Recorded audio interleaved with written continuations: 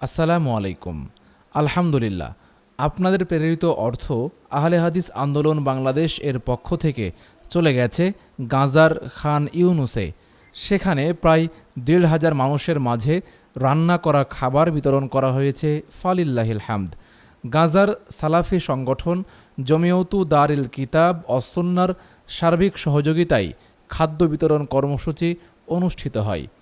গাজায় এখন তীব্র খাদ্য সংকট চলছে, জিনিসপত্রের দাম আকাশ ছোঁয়া। অন্যদিকে এখনও ইসরায়েলি হামলা থেমে নেই।